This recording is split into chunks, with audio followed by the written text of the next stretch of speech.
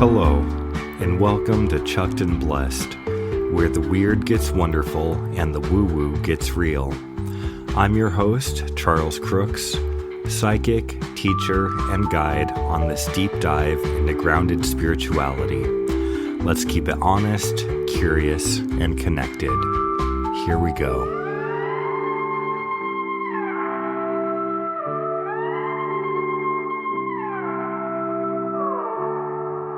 Hello, my friends, and welcome to another episode of Chucked and Blessed. And I'm super excited for this one because we have a very special friend of mine joining us today, and that is Miss Hayley Forney. Welcome, Hayley. Hi, Chuck. How's it going? I feel so chucked and blessed right now. Oh, I feel special that you feel that way. Yeah, this is great. Yes, wonderful. I'm your first guest, so I feel like you it's are. fitting. Well, I think it is fitting because we have a little history together. We do. We do. Do you remember do you want to share with the world your version of how our little project came to be? How I met the wonderful Charles Crooks and he became my life coach? Basically, yes. Okay, so picture it. Bellingham, Washington, 2010. Charles Crooks and I are both in the Northwest Washington Reading Corps for our AmeriCorps time. We volunteer and we work in elementary schools teaching the children to read, and we become fast friends when we both realize that we're into the woo-woo fun stuff. That's right, yeah. The woo-woo really brought us together as soon as I think I learned that you read poems. Yeah, and we had like a talent show or something, and we were supposed to prepare something, and I forgot, so it was just like, oh, well, I read poems, so I'll just read everybody's poem. And that's what I did. But you had everyone enthralled, like... Oh, yeah. Everyone was so excited by that, yeah. Well, I think people, if you could have a parlor party trick, they're into it, right? So then that's how Chuck and I became close friends, and then we became roommates. We did, over on Garden Street. Yeah, and then we moved out of what we would call the Crack Shack. Can I say the Crack Shack on here? I think so. I think it's okay, yes. I think it's okay. And then we moved in with our friend Michelle, and we all became good friends. And we were into the woo-woo ghost stuff then too. And we went on several ghost hunting adventures together. We did. I forgot about that. Oh, I didn't. I didn't forget. I was actually, my niece was asking me, she was like, Aunt Haley, what's the weirdest thing that's ever happened to you? And I was telling her about the time that we went with, I think Marissa McGrath was with us. And we went to Bellingham Bay Cemetery, or Bayview Cemetery. Bayview, yeah. And we were walking around, and we kept feeling like we were walking through spider webs, but there was literally nothing there. And I was like, that's probably like safe enough to tell a 10-year-old without scaring her too bad. She was like, did you see any ghosts? And I was like, not that time. But that was the sensation that we got. Didn't we also have footsteps walking behind us? And like I have this memory of like we would walk. Things, but I wasn't going to share that with her. Naturally. Let me take you on this ride, child. Yes. Yeah, I mean, I want her to have a healthy relationship with the woo-woo stuff. I support that greatly. Thank you. And that way it's not like this scary, unapproachable thing. So. Nice. That's really good. Yeah, and then when we were in AmeriCorps, we needed extra cash because they don't pay, like, Peace Corps volunteers make more money than AmeriCorps volunteers. I don't know if you knew that, but that FYI, does not surprise me. And neither of those programs probably exist anymore because of the current state of things. Yeah. But we needed extra money, so Chuck would read tarot, and I would read palms, and we marketed ourselves. Can we say we marketed ourselves? We did. I mean, we had to. We had to. And we'd like work parties and stuff, and we called ourselves Better Than Whoopi as a reference to the movie Ghost, because she was a psychic in that movie, Whoopi Goldberg was. And we were like, oh, we're much better than her. And we weren't telling people they were in danger either. Though some of them were in danger, but mostly just from themselves, not from like a ghost or Isn't whatever. that how it always goes? Yeah. That's generally how it is, right? So, but yeah, True. I feel like that's how we know each other. And then you officiated my wedding. I And did. while we were living in the Patton Street house, you also somehow became my life coach, even though both of our lives were a mess at the time. Such is life. From the distance. The blind leading the blind. Yeah, but it worked out great. And actually, you've always Look given at me us pretty now. good advice. So even though we both just little lost souls sometimes, but I feel like it's been helpful to have your perspective, to have the Chuck perspective, and I appreciate you. So. And I appreciate you, my friend, very, and you very would much. always tell us how tired or how you're busy. I'm so busy. It's hard to be me, Hayley. That's right. It's hard to be me. And I was like, oh, but I need help, Chuck. You're like, not right now. It's so hard to be me. So. Just don't understand. Yeah, and we'd had all kinds of house parties, and people would come over, and sometimes we do like readings for friends, and we did like a reading in the park one day, and that was a lot of fun. And people came. Yeah, I was gonna say we did quite a few events. I think as Better Than Whoopi. Better Than Whoopi. So fun. What a great name. I mean, how could you not want to hire us with that name? I mean, right? And it was really like a lot of old hippie ladies that hired us. That's true. So we understood our target audience, I feel like.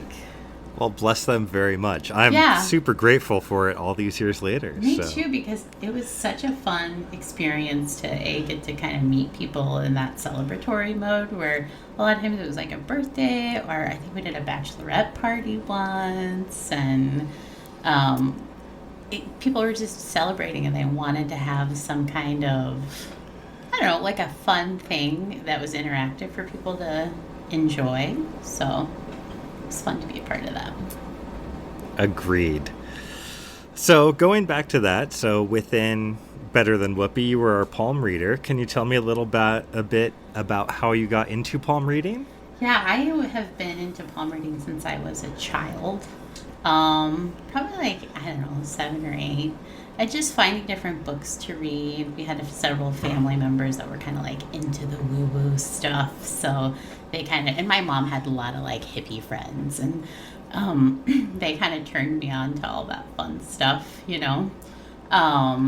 So I started reading at a very young age, and I really, really got into it in middle school. So I kind of dabbled, and then in middle school I was like, oh, I don't know, this is what I'm going to do. And I studied, like, probably a few different palmistry books. And I have no idea, like, I think the first one I had was, like, Palm Reading for Dummies, or something like that. My first tarot book was Idiot's Guide to Tarot, so. Oh, see? Yeah. And then from there I got, like, some nicer ones. But growing up in the rural Midwest, it wasn't something you could, like, engage that much with. I think I found a book at Walden Books, and that's kind of what sparked the whole thing in the mall. R.I.P. Walden Books. Yeah. So, and then as I went through high school and college, like in college, I read a lot more because it was a fun party trick to do, right? And like, people would be like, oh, you can read palms, read my palm. And I read a lot of drunk kids' poems. It was pretty funny. That's amazing. And like the boys that I didn't like, I was like, oh. Told them what was up. That lifeline's looking real short. Well, that's not what the lifeline measures, Chuck. Naturally. You know I'm that. Sorry. Measures your quality of life. Yeah, so I guess we could kind of talk about the main lines on your palm. Yeah, I think that'd be great. So the main line, if you look down at your right hand and you see where your thumb is, and then you go up from your thumb to, there's kind of an indentation, and a lot of times there'll be like a chain there or braids there at the start of it. And then that goes all the way down to the bottom of like the heel of your palm. And that is your lifeline. So, and that doesn't measure how long you live, but how well you live, but quality of life. So the more activity, the more like braids and chains on here, the more adventures you're going to have, the more fun stuff you're going to have. And from there, you can go up to the next line, which is right here, and that's the headline. And some people say the headline determines personality, but I think it determines like more like your career, your working life, that sort of thing. So just to clarify, because we're not going to have video, that's the next prominent lineup. That's the next prominent lineup, correct? Okay. Yeah. So if you go your lifeline and then you go up to the next prominent lineup, that's the headline, or the fate line, as some people call it. Bum, bum, bum. And then that ties into, there should be a line that's running through your fate line. Okay, that's your family line. Oh. So if you trace that all the way down to the base, a lot of times it'll intertwine with your lifeline for some folks, not for everybody. And you can kind of see like there's little like feet or little things on the bottom. And that is supposedly how many children you're going to have. Oh, boy. I know, see, Chuck, are you going to have like 4 kids or what? No. And it's shocking, isn't it? And then the last like dominant line, I would say, is the one that if you look at your pinky and you go all the way down and you see this like line that's going across and up to your ring or your middle finger. That is your heart line, and it measures how well you form relationships with people. And I always used to say, and how good you are in bed. Ooh. No, you were really good at parties then, yes, I can imagine. Yeah, because, anyway.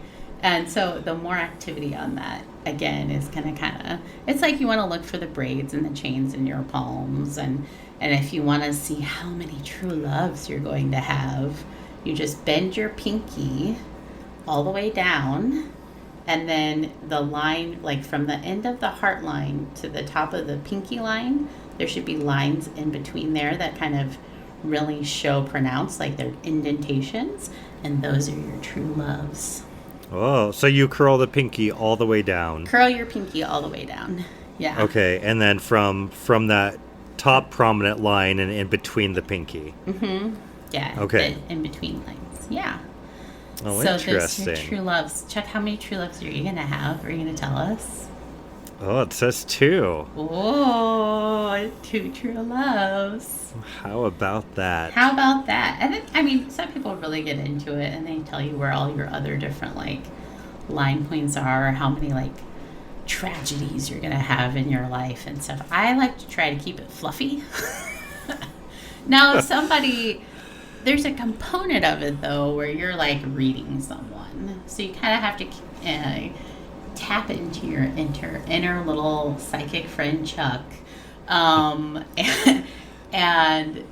read the person and say, okay, I can tell. Because, as you know from reading tarot or just doing general readings with people, a lot of times if something is going on, they want to talk about it. And they're not necessarily...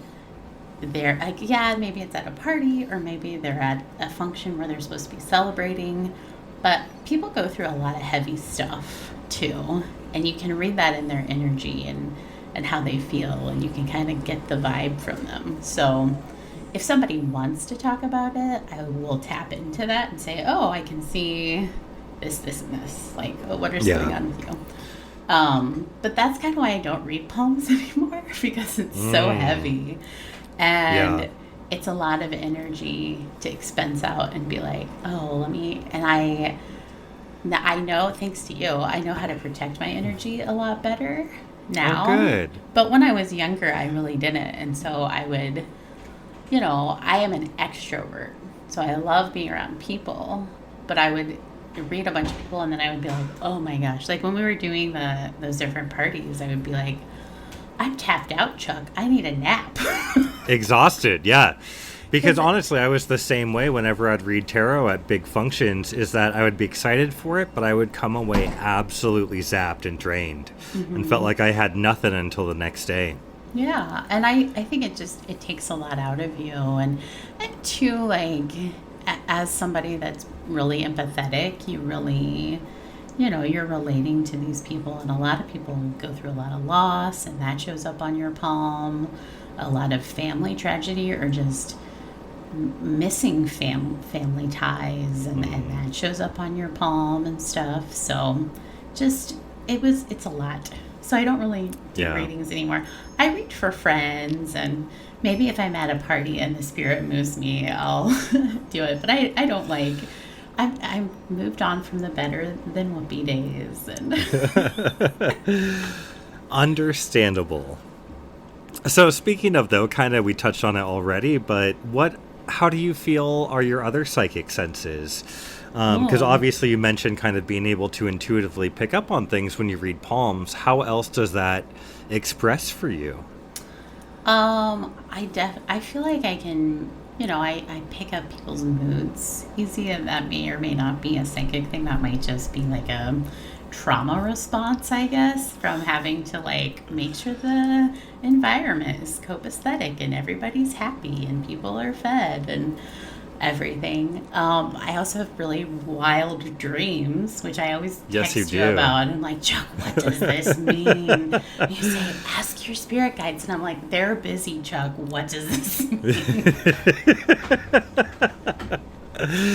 I remember one time, I think you had helped me for a big event doing aura photos, and you had some women, I think, from the event actually show up in your dreams. Yeah. And you had a really kind of intense experience from that. Yeah, that happened. I've also had, like, this has been recently, and I told you about this, and it's kind of weird, but I had this dream. I was in this house, and it was supposed to be my great-grandfather's house, and my husband and I are walking around, and we meet this woman, and she's like trapped on these stairs, and she's holding these like candlesticks, and she's stuck there, and she's in pain, and then she's miserable, and I'm like, oh my gosh, let me help you.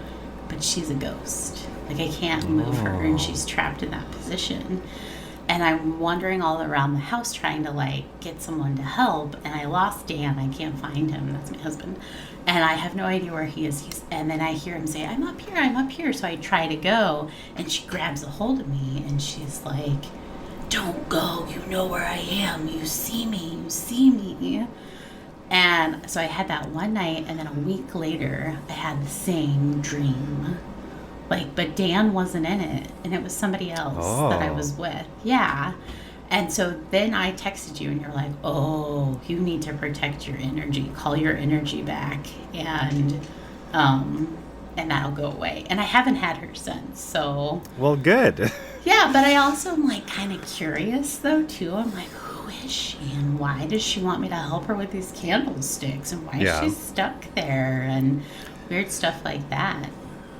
Well, I feel like that's something, the joy of that is that you can reach out, especially when you're awake, to that energy and try to get answers from it and really just kind of poke and see what is there.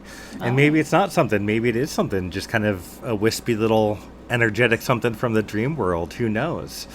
But even approaching it while awake, then you could have a little bit more control and be like, I want to participate in this, or like, nope, I don't need this. So... Okay, this is a good point. I'll try it. I'll try that. I'll let you know how it goes. Yeah, the power is yours, my friend. The other night I had a dream where and the thing about my dreams are, they are very vivid. Like, I am in it. Yeah, I am there. And I had a dream where Dan and I were real estate agents. And we were working for this giant company, and we had somehow got this giant old mansion in like New Jersey or somewhere, and it was owned by vampires. Oh man. And they invited us to dinner so they could eat us. Well, I mean, naturally, as you would as a vampire. But Dan was like, oh, that's because we watched that episode of Bob's Burgers where Linda wants to pretend it's Mother's Day, and she wants to pretend that they're wealthy so they can go look at all these fancy houses and eat all the fancy food at the open houses or whatever. But there were no vampires in the episode? No, I don't know where the vampires came from. They're just part of the fun. Just part of the fun. Just comes with the mansion, yes. I guess. Obviously, vampires have to have a mansion. So. It's pretty standard. Yeah, so anyway, so I have like kind of weird dreams, and sometimes I have serious moments of deja vu where I know that I've lived that moment before. Or if I have it a lot, I know a big change is about to occur. Like, we're gonna move, and I know we're gonna move because I keep having all this deja vu.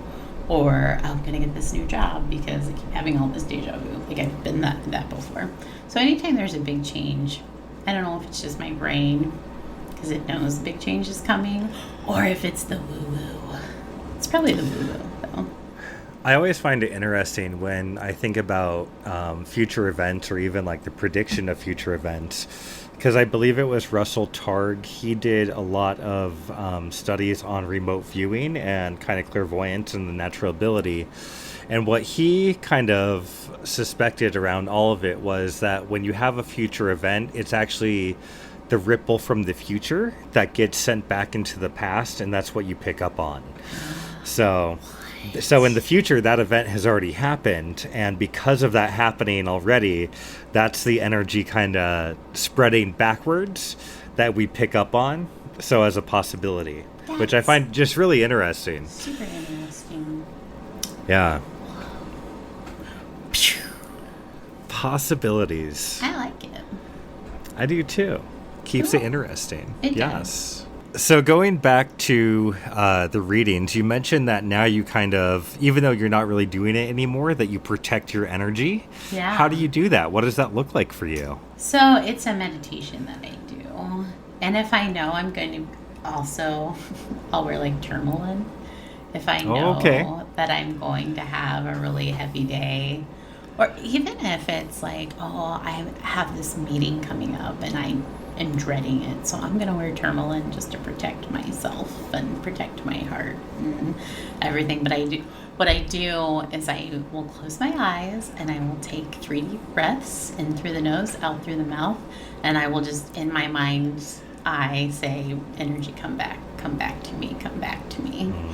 And I actually, if I want something, like if I want the universe to know that I'm interested in something, I kind of do the opposite with like pushing my energy out too. So I'll put my feelers out there to say, I'm open to this. And I'll do 3 deep breaths, and in my mind's eye, I'll say but it's different. It's like I'm putting it out there. I'll say the thing like, I really want to go to Hawaii or whatever it is that I want to do, and try to make that happen. Nice. I really like the simplicity of how you do it. I think that is lovely. Yeah, it doesn't have to be, it does. I think I don't really, like on social media, there's a lot of different people that are doing different things, and they're really doing a lot of like, some of them are really into the old folk art craft, which is kind of cool because you can learn a lot about like Appalachian folk witches, and the same with like the Scottish ones and stuff, and that's all really interesting, but it doesn't have to be this big ceremony. Like at any point in the day you can do something really simple like that and just protect your energy. And there are other things you can do, like wear a talisman, the tourmaline. A lot of people say, it's protective, but also it's just a friend gave it to me. I feel grounded when I wear it. If I have like a big high energy day, I know it's going to help ground me. And it's also going to be the reminder to stay in my lane too. Like, you're wearing your tourmaline today, so stay in your lane.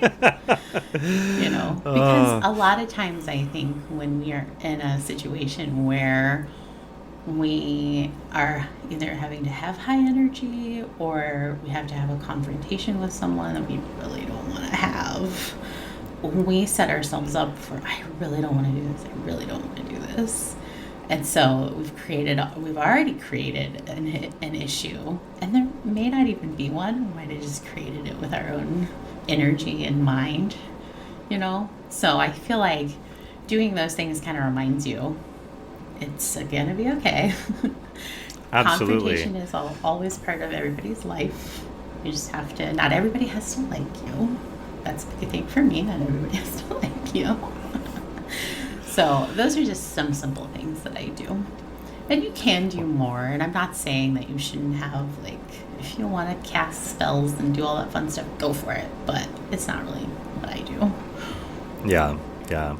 Well, and I think that was even something that I kind of realized on my journey is that initially when I was younger, I, of course, got into witchcraft and thank you, the craft practical magic and classic little teen witches and of Buffy, the 90s. You had Buffy. And Buffy, that led right into that too with Willow, absolutely. So good.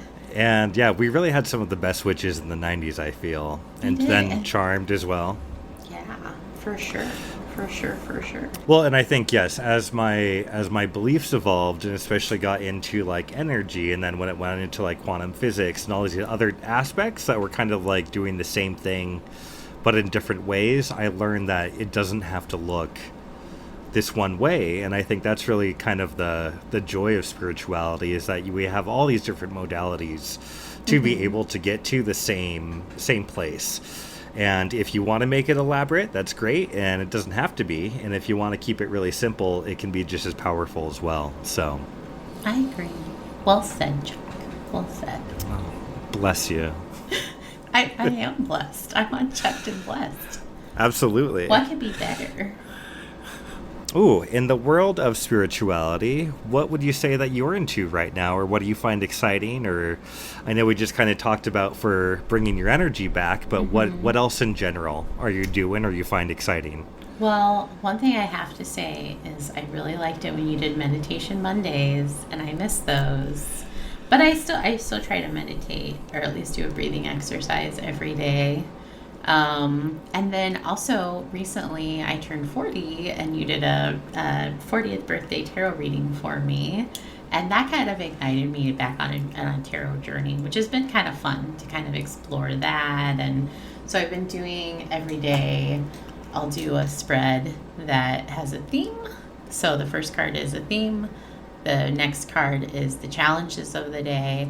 And then the third card is opportunities of the day. And then I do the hidden wisdom, which is a fun Chuck trick that I learned on the bottom of the deck. And that's been fun. And I've just kind of been journaling with that to keep track of things. And I always forget what all the cards mean. Like, I don't know why, because I can remember really stupid stuff, but I can never remember what any tarot card means. Well, there's 78 of them, so it's a little understandable. Yeah, but I mean, you would think, I don't know. I just feel like, oh, what do cups mean? Or what do you... And then in some decks, it's like coins or pentacles or discs and things like that. So, but I've been having fun with that, and I think it's interesting, especially after listening to your episode about tarot, where you talk about how it's really just a reflection. Like, it's kind of a mirror of what's going on, what energy you're putting out there right now. And I notice that if I do my tarot and I'm in a bad mood, if I woke up on the wrong side of the bed that morning, I'm pulling some really unhappy cards. Yes. Honestly, and that was my biggest challenge with tarot, because I didn't want to believe it was coming from me. I wanted to believe that it was always the universe or my guides. And I mean, there is an aspect of that speaking through you, of course, as it's all connected. But I really wanted some outside force to tell me what was up. And I didn't want to believe that it was just me. I think a lot of people are looking for that. And I think, too, that's why spirituality is kind of on the rise. Like, apparently, 35% of Americans no longer attend a church service. I believe that. Yeah. I believe that, too. I'm actually surprised it's not higher. But, I mean, you think about some of the other parts of the country where... I'm sure in Bellingham, it's probably like 75% of the... population does not attend a church service, and if they do, they're going to the Unitarian Church, or one of the two of them, because there's not just one Unitarian Church in Bellingham. Anyway, so, but I think that there's been a rise in it because so many people are looking outside of themselves for answers, and really the answer is in your heart. In here. Always. Oh, such good advice. Yes. So, and I think a lot of people struggle with that because it takes a long time for you to become comfortable in who you are Yeah. in order to listen to your inner voice. That not the Becky voice, not the one that's telling you all the horrible bad things. That's what I call it, Becky. I'm like, shut up, Becky, you don't know me. Mine's Charlotte, naturally. Oh, Charlotte. So The worst. She's sometimes you just gotta put her in the corner. Yeah. Yeah, sometimes you do. Anyway, You do. so I think that's why there's such a rise, though, in the popularity of spirituality. And there's all like the weird people on the internet that are trying to take advantage of the poor souls that are looking for answers and not realizing that it's just, it's an internal struggle, not so much an external one. Yeah. Yeah, unfortunately, there is what I just consider to be a lot of junk out there right now, especially as you just scroll through Instagram, through TikTok, through Facebook, all of it.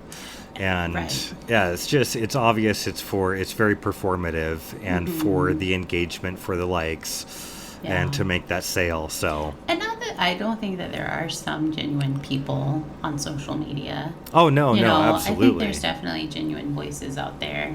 But I think the phonies are a little bit louder or a little bit more. Yes. They get a little bit more views because what they're saying is so sensational. Yes. Absolutely. All right. So in a previous episode, I recently talked about past lives. So I thought it would be fun to give you a little past life reading. And then we have a question that you would like to ask for the collective as well. So I thought that would be fun. Yeah. Yeah, it's wonderful. Yes. All right. I'm just going to take a little second. Before you dive in, yeah. Can we talk about my old past life readings that you gave to me? Oh, yeah. That you forgot about, but I remembered. Yes, absolutely. So this was when you were still in training at Simply Spirit. So you were still I think it was like, I don't know, maybe 6 months into your class, your clairvoyance classes over there. Okay. And we were sitting in the kitchen at our old house, and we were it might have been breakfast. No, I think it was lunch, because I think you had taught a class earlier that day, and then you were home for lunch, and then you had to go to school in the afternoon. And we were just chatting, and you were like, talking about a class from the night before. And I was like, well, what did you learn last night? And you were like, oh, past lives and how to read people's past lives. And I was like, oh, I'll do me. And you said, and so you sat in, we were sitting at the kitchen table, which is actually the table that I'm sitting at right now, because I still have it. Full circle, yes. Full circle. We like a moment like that. And you told me, the first one was really sad. I was like a cleaning lady inside a prison. Oh. From a long, long time ago. Like, there weren't any, there was no running water. This was a sketchy prison. And I was, you said I was cleaning the stone stairs. And there were many of them. And it was like going up like a Chateau d'If or something, where it's like on this island and isolated. But then the end of my life was happy because I had a stone cottage by the sea that I escaped to. Oh, damn. I don't remember any of this. I know. That's what I'm telling you. And then the second one, I was a horse jockey in the 1920s. I was a male, and I was beloved and I was a ladies' man. And apparently I liked tall ladies, and I was a short little guy.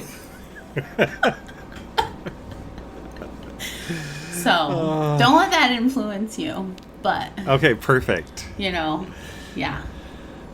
Not at all, not one bit. Not one bit. Okay, so the purpose of looking then into this past life is we want something that's going to be relevant to your life right now. So... I'm just going to take a moment and just kind of get in my zone and go from there, and we'll see what comes up. I'm excited. Okay, so I really didn't have a whole lot about the actual life as a whole come through. I just kind of kept seeing the same moment over and over and over. And basically, you were a grandmother sitting in a rocking chair. You had blankets over your lap. And you were sewing what looked like a quilt or a blanket or something like that, and you were sewing it by hand. And so I asked, what is the point of this? What is the relevance of this coming up? And I really get the sense that it's related to your care of others, right now, especially as you have a lot going on in your life, a lot going on around you. And so there's just this very, very strong energy of love behind all the care that you do. Like, every stitch felt very intentional. And I feel like the way that you give care to others is the exact same way, that it comes with a lot of intention, a lot of your heart. However, she felt tired. She was tired. She was tired, and I really just get the sense that this is, and I mean, I see this a lot with people in readings in general, is that you just, as we were kind of talking about, you got to take care of your energy as well, and just making sure that there's that limit of giving yourself out too much. And even though there was a lot of love going into the stitching that I saw, that there is just this tired heaviness behind it. And so I think just, again, it's a reminder for you to put on the oxygen mask on yourself first before helping others. So I like the plane reference, Chuck. It's so relevant. Absolutely. It is relevant. I think that's interesting, too. Of course she was tired. She was old and sewing. Yeah. And back when old people didn't know they were supposed to exercise or do anything like that, they just were like, oh, my joints are, I'm sitting in this chair. Yeah, no, it felt very, very sedentary. So, yeah. Well, I hope I don't become a rocking grandmother that sews. No offense it's up to you. Any of them that do. I won't, because Chuck or Gus isn't going to have any babies for us, so. Gus is their dog. Yeah. Yes. Be a miracle. But yeah, important lesson I think we can all remember is that it's wonderful for us to give of ourselves and to help others, but we got to keep that in balance very much with us. It's true. You do. You got to put your oxygen mask on first. That's right. All right. I hear you, Chuck. I hear you. Wonderful. Does that resonate for you at all? Oh, my God. Yes. All right. Yes. Good. It's been a wild year. Good. Yeah. But yeah, and that's why I feel like we do this, so that way we can learn from it, so we don't repeat those patterns or habits. You know, one of my coworkers was, because I was telling her that I was going to be on Chucked and Blessed, and I was telling her about, this previous episode he was talking about past lives. She was like, I want a past life reading, and I was like, well, you can contact Chuck and get one.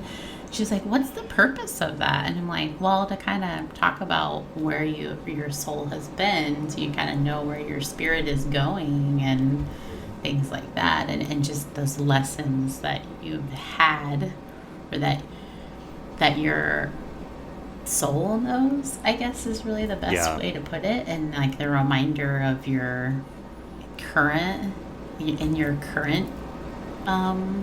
embodiment and what that looks like for you now. So I think that's interesting, because not everybody knows that stuff.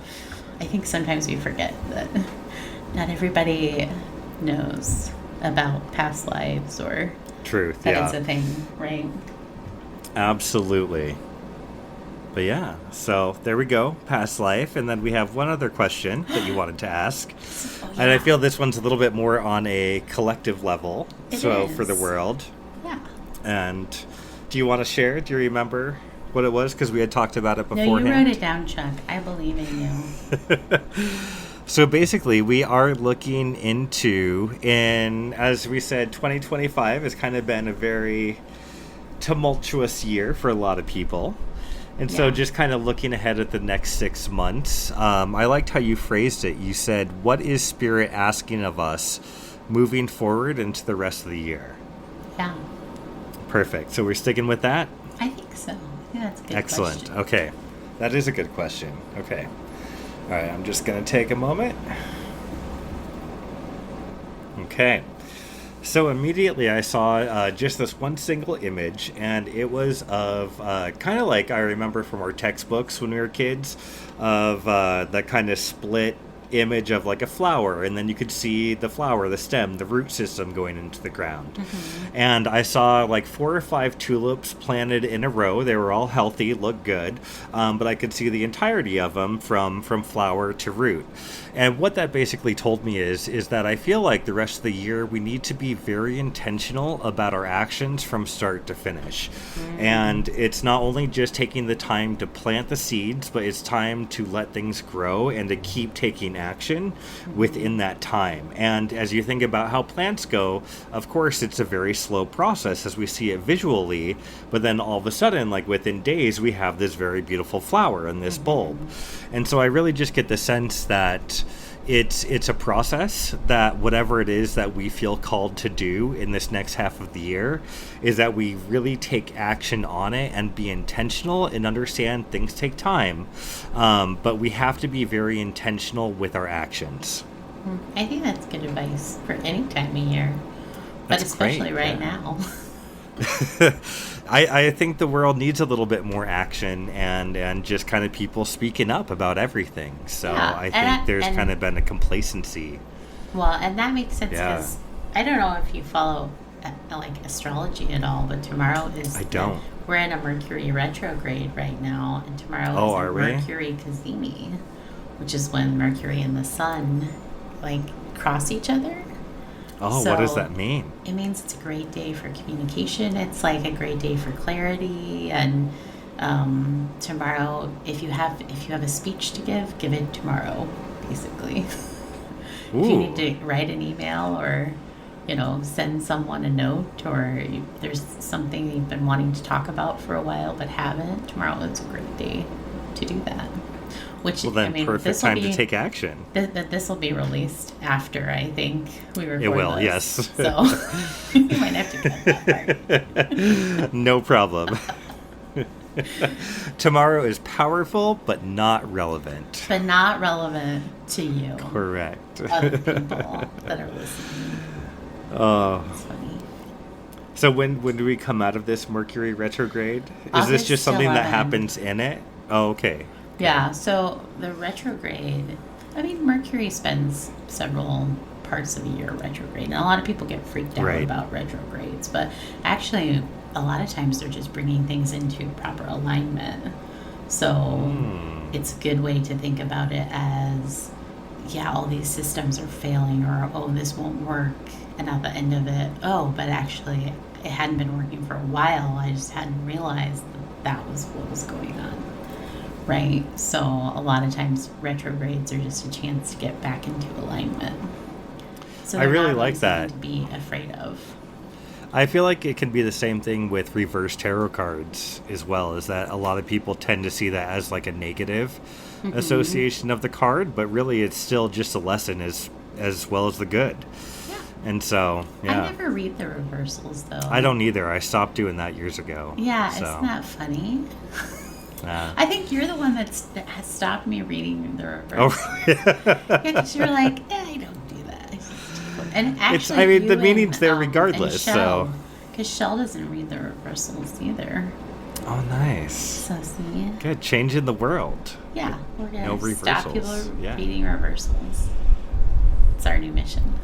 One card at a time. One card at a time. I like it. All right, Hayley, I have one final question for you. It's the one I don't know about. It's a secret question. You don't know about this one. Yes. Question. What is a simple pleasure in life that brings you unbridled joy? Unbridled joy, and it's just a simple pleasure. Simple pleasure that makes you feel unlimited. Actually, you know what? Yes. Just going for a walk is great. Yeah. I love that. And I think it's funny because, I think a lot of people realized how nice it is to just walk during COVID. But I had been doing it for years. And it's so nice to go out and walk and just be out in nature. And even if it's just in your neighborhood, like, I know you enjoy walking in the woods and by the lake, or, it's a lot nicer to walk in Bellingham than it is in Cincinnati, which is where I live now. Different places, yes. But there's some nice spots in Cincinnati too, especially for walking. Yeah. So I would say that's it. Yeah, because then after a walk, you're like, oh my gosh, endorphins, too. So. I think that's great. Yeah. Yeah, I love walking. I liked the hidden question. That was fun. Well, you're fun, Hayley. Thank you so much for You're being fun, here with Choco. me. Can I call you Choco on the podcast? You can, absolutely. Okay, because that's one of your nicknames. You have several. It is. One of the many. That's Chuckley is actually our celebrity couple name. But we That's never true. became a That's celebrity true. couple. We didn't. Not yet, at least. Yeah, it could happen. There's still time. It could happen. Better than Whoopi reunited, so anything is possible. We're reunited right now. That's Oh right. my gosh, how fun. This has been fun, Chuck. Thanks for having me Oh, on thank the you so pod. much. Oh, Yeah. absolutely. Thank you for being my very, very first guest ever for Chucked and Blessed. Oh my gosh, how fun. I love it. Well, I love you. I love and thank too, you, my Chucko. friend. It's so good to be here. And I feel so chucked and blessed right now. Ah, wonderful. This is all I've got for you today, so I cannot thank you enough for being here and being open once more. You can visit charlescrooks.com or email me at info@charlescrooks.com to book a reading. So may you be forever chucked and blessed and always go into this world with clear eyes and an open butt. Until next time, stay curious, my friends.